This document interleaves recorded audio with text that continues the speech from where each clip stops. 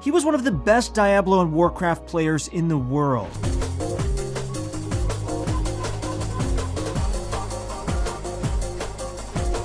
He climbed his way to the top 250 in Overwatch, but that wasn't all. He also ranked #1 for most eliminations in PUBG. This guy is an esports legend.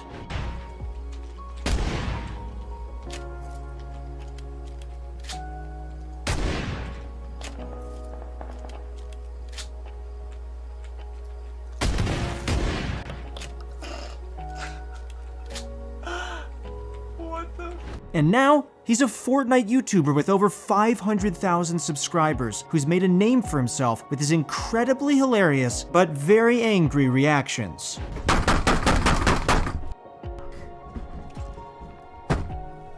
What is up, Pro Guides family? It's Christoph, and this is the story of Dellor, the king of Fortnite Rage. Dellor has been banned from Twitch, dropped from pro esports teams, and somehow managed to come back from it all to have a successful YouTube gaming channel. My question of the day for you guys: are you a fan of Dellor's overtop Fortnite freakouts? I'll let you know my thoughts later on in the video.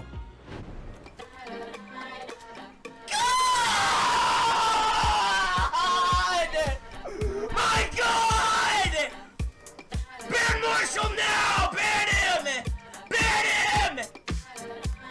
Before Dellor started making cash from his hilarious reactions, he had very humble beginnings. He worked as a residential assistant, taking care of people with mental or physical challenges. But how did he go from a social working job to smashing objects for views? All along, Dellor played many video games and one day discovered that he was actually pretty good at them.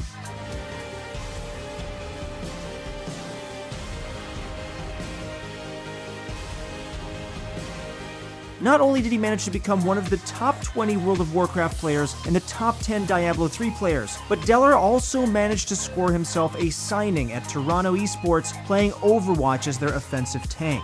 While on the team, he played 3 weekly tournaments: Rivalcade Weekly, Good Gaming Overwatch, and the Academy Gaming Overwatch Weekly event. As part of the team, he came in first place all 3 times. It looked like Dellor's career was going to take off to a flying start until disaster struck.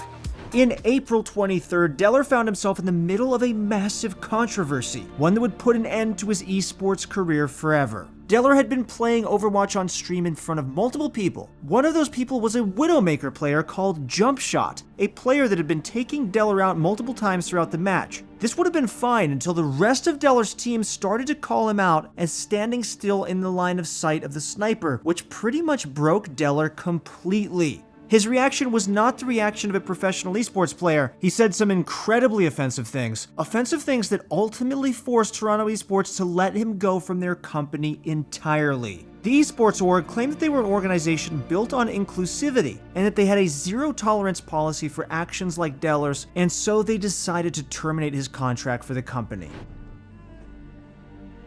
Hi guys, what's up? I owe you guys and everyone an apology. So that's what this is going to be today. Dellor realized that he had made a massive mistake. He understood that he deserved to be dropped from Toronto Esports and that he wouldn't try to make any arguments or excuses for his actions, but really, there weren't any that could be made. He went on to say that he'd had a really bad day and that he'd gotten to a match with a Widowmaker player who was believed to be cheating, and then snapped over the entire ordeal. After being dropped from Toronto Esports, Dellor vowed that he would never return to esports again, which was probably for the best if practicing got him so heated. But that didn't mean he would never return to streaming. After the heat had died down from his Toronto Esports firing, Dellor was able to find something else that he genuinely enjoyed doing, and that was streaming his games to a live audience on Twitch. Dellor grew slowly at first. People were probably pretty wary of watching him due to the Toronto Esports incident, but eventually that fell to the wayside when people realized how entertaining a Dellor stream could actually be. Embarrassing. You guys need to uninstall. Uninstall, dude. Glory to God. Battle Royale games were where Dellor found himself, and once again he found that he was actually very good at them. He became one of the best PUBG players on the planet, dominating people in H1Z1, and quickly became known for his incredible rage-out moments when things didn't go quite the way he wanted them to. Honestly, this reminds me of a lot of my teammates in PUBG. It was only a matter of time before he would find Fortnite, and his life would change forever.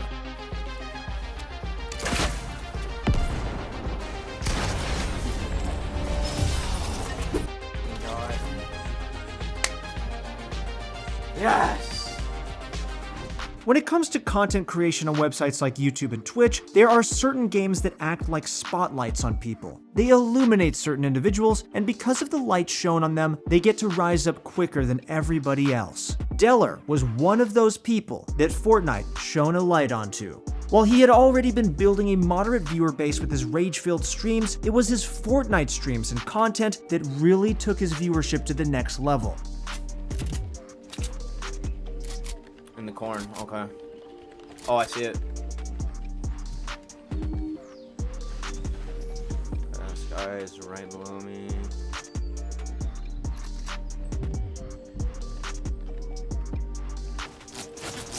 God damn it.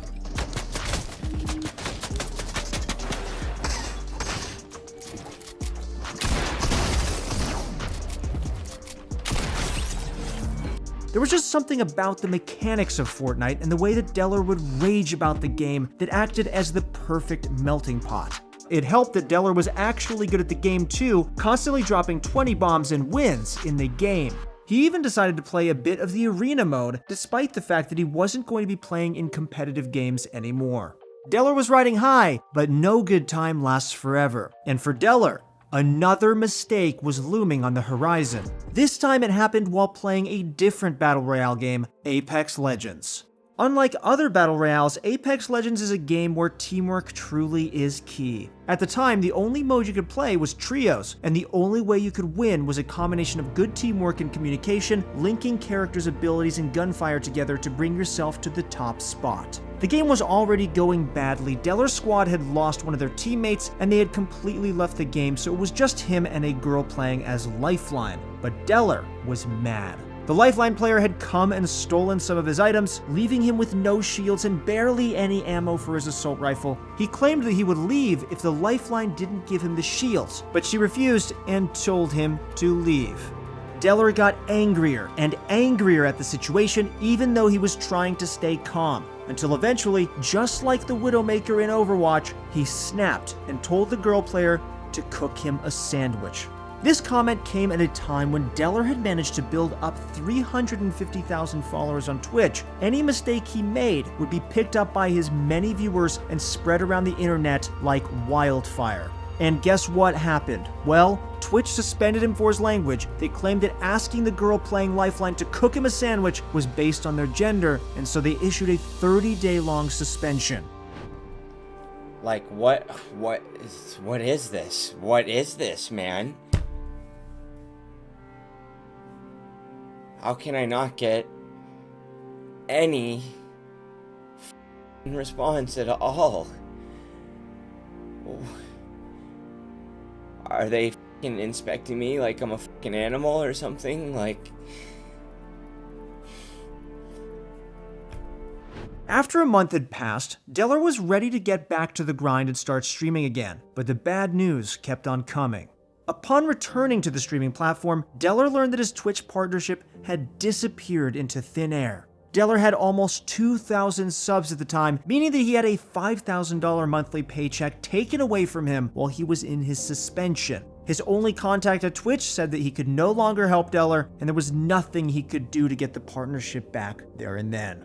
In his first stream back, viewers were greeted by an incredibly emotional Dellor. He claimed that Twitch had never given him a warning about losing his partnership, and that now he had a lot less confidence about streaming on Twitch because he could no longer make money after his subs had been taken away. After emailing Twitch over and over again, he eventually got a positive response. They said they would give Dellor back his affiliate status and his partnership if he was respectful and not offensive for 6 months, a length of time that was shortened to 60 days following good behavior. Dellor was once again riding high. The date was October 1st, 2019, the date he was scheduled to get his partnership back. But once again, fate was not on Dellor's side. And this time, he was banned for an indefinite amount of time. The reason? He broke a keyboard over his head, an act that Twitch claimed could be viewed as self-harm and thus against the rules of the site. This once again happened in a game of Apex, one that he thought he was being stream sniped against.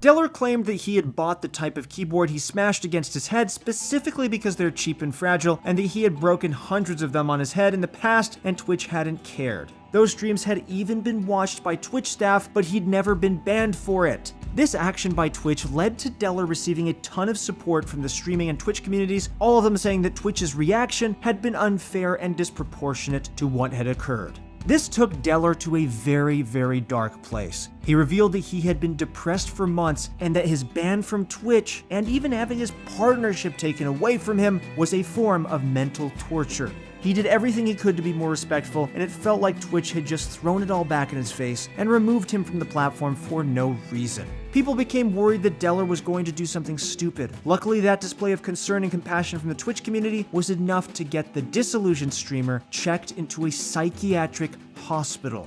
Once again, this would be a pivotal point for Dellor because it would help explain everything.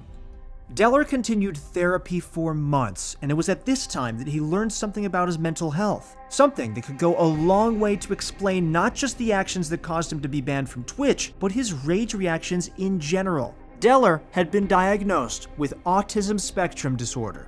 He announced this on Twitter and told people not to feel bad for him or think less of him because the revelation had made him happy and had allowed him to understand himself better. Each and every one of you each and every you. Yes, you and that guy over there. All you motherfuckers, dude. I fucking love you guys, man. I love you guys, man. Dude. Dellor, you've already made over $400 WTF. I can't even see donos, dude. They're fucking everywhere, man. There's too much. Glad you back, we love you. Dude. Let's fucking go, man. Let's fucking go, dude. A new era had begun, the era of Dellor on YouTube gaming. He quickly became one of the most watched streams on the platform, doing exactly what he had always done, raging out, having fun, and enjoying himself. Maybe Twitch wasn't the right place for him. Dellor's life was never easy. There was a time when he was addicted to drugs and in debt, living off of welfare in Section 8, only streaming to 20 people. But in 2019, he went from being a nobody to being one of the top streamers on Twitch and then later on YouTube. Dellor doesn't know what the future will bring for him, but if his success on YouTube gaming is anything to go by, Dellor's story is only just getting started. My personal take on Dellor's story is that he is an exceptionally talented individual. Not only is he fun to watch because of how ragey he is, but to get in the top 0.1% of all those games that he played, it just goes to show what an absolute marvel he is. Nobody is perfect, he made mistakes in the past, and luckily he's able to find some success with YouTube, and I think that he's learned his lesson. I think we can all agree that we want to make gaming more inclusive for everybody, and I think that Dellor knows that now, and I wish him the absolute best of luck. If you guys want to become a content creator like Dellor, then go check out this video that I made up here. This details my personal story about how to become a content creator and also how to become a pro player, which, could be very helpful for you guys. I hope that you guys enjoyed this video and that you found some inspiration with it. If you guys want to start playing like a pro, go to ProGuides.com and go find a pro coach right now. They'll help you become a lot better at pretty much any esports game that you're interested in. That's it for the video, guys. Thank you so much for watching. Once again, it's been Christoph. Have a great day and good luck in your next few games.